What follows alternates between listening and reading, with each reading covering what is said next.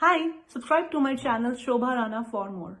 When we are in the process of improving ourselves and when we don't do it at a deeper level, when we are doing it only at an intellectual level, once we get into any challenging situations, let's say we get into a fight with our parents or anybody for that matter, then this whole practice of self love and accepting myself and my reactions and not taking a guilt of it also leads me to think that I am in the right. Yeah. You shift the responsibility on somebody else, and it's the easiest thing to do, to say that you triggered me to do this and that is why I am behaving like this.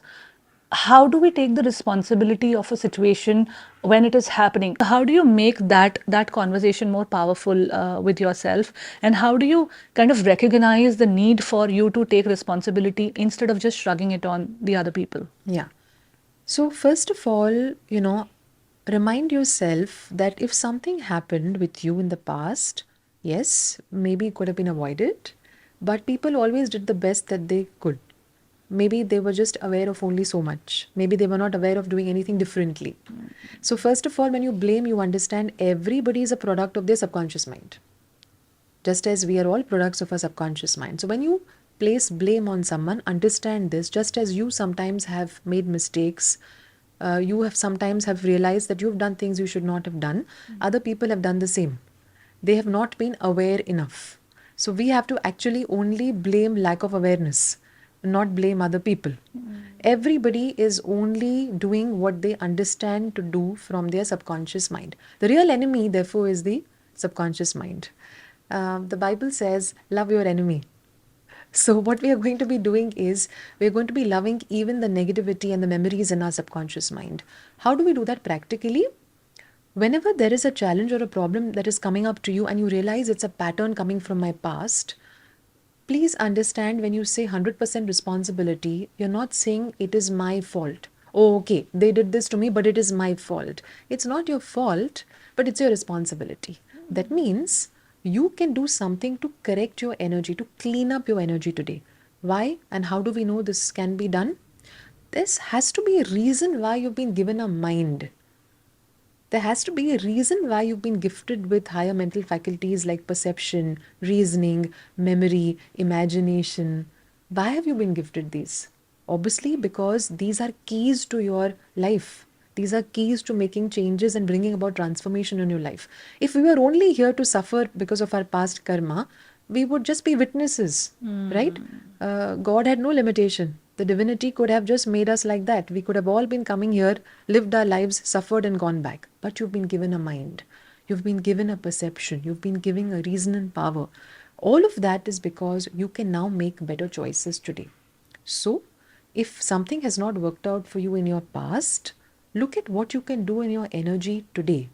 That means start with, first of all, blessing even the past, even the negative things that happen to you in your life. Why?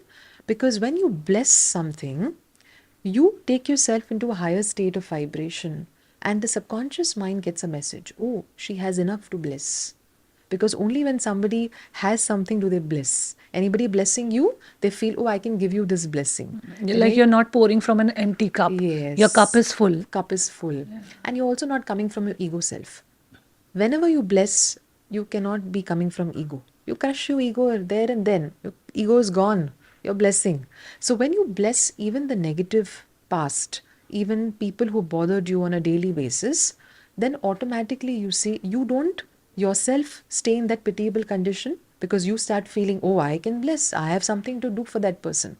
On the other hand, your subconscious mind gets a message, okay, I don't want to hold on to this, right? They did something, I don't want to place blame on them. I'm blessing them, because blame and blessing don't come together. You can either have one of them in your life, either blame or blessing. So now you choose what you want to do. It's a process you have to work on a daily basis. See, forgiveness and letting go is a journey. It's a lifelong journey, because we're dealing with millions and millions of bits of information. So you can't expect yourself to be very good from day one. You can't say, I've been forgiving for 2 days, now I'm done. No, you're never done. That is in trigger based forgiveness. Sometimes when you have nothing to do with the other person or the particular event, we mask it over with forgiveness, that I have forgiven. But what has happened essentially is that you have not processed it deep within, and you have forgiven only on a very upper level. As long as it is serving you, you are saving face. People aren't calling out on you that you are a mean person or a bad person. So you're saving face, and you're putting a mask, beautiful mask of forgiveness. But I think, and in my journey, what I have identified is that true forgiveness is when even another trigger comes in the same form, and you're not triggered in the same way as you were before. You're not reactive in the same way as you were before.